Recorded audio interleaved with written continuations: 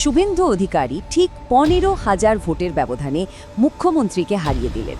ভাবা যায়, মুখ্যমন্ত্রীর নিজের ঘরের মাঠ, যেটাকে সবচেয়ে সেফ ধরা হতো, সেটাই একটা পলিটিক্যাল ট্র্যাপ হয়ে দাঁড়ালো। এই একটা হারই কিন্তু পুরো রাজ্যের বিরোধী শিবিরের কনফিডেন্স একদম আকাশচুম্বী করে দিয়েছিল। এবার আসা যাক আমাদের দ্বিতীয় পয়েন্টে, প্রতিষ্ঠান বিরোধিতা এবং কেলেঙ্কারি। ভবানীপুরের ঘটনাটা কিন্তু আইসোলেটেড কিছু ছিল না। ভোট ভাইবের পোলিং ডেটাটা একটু খেয়াল করুন।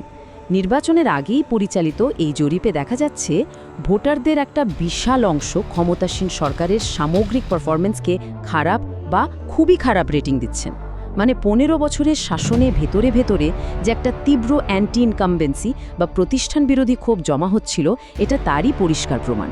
ডেটাগুলো বিশ্লেষণ করলে বিষয়টা আরও ক্লিয়ার হয়। ওই সময় ভোটারদের সবচেয়ে বড় টেনশন ছিল বেকারত্ব নিয়ে। প্রায় ৩৩.৮% মানুষ এটাকে প্রধান সমস্যা বলেছেন। জাস্ট চিন্তা করুন, প্রায় ১/৩ মানুষ। আর এর ঠিক পরে ১৯.১% ভোটারের কাছে প্রাইমারি ইস্যু ছিল আইন শৃঙ্খলা আর নারী নিরাপত্তা।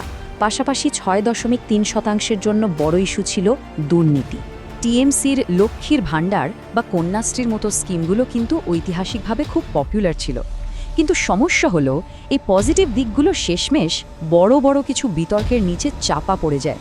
যেমন ধরুন, আরজি কর মেডিকেল কলেজের মর্মান্তিক ঘটনাটা মানুষের মনে নারী নিরাপত্তা নিয়ে তীব্র ক্ষোভ তৈরি করে। তারপর এসএসসি নিয়োগ কেলেঙ্কারিতে ২৫,০০০-এরও বেশি শিক্ষকের চাকরি বাতিল হয়ে যাওয়া, এটা তো বিশাল একটা ধাক্কা ছিল।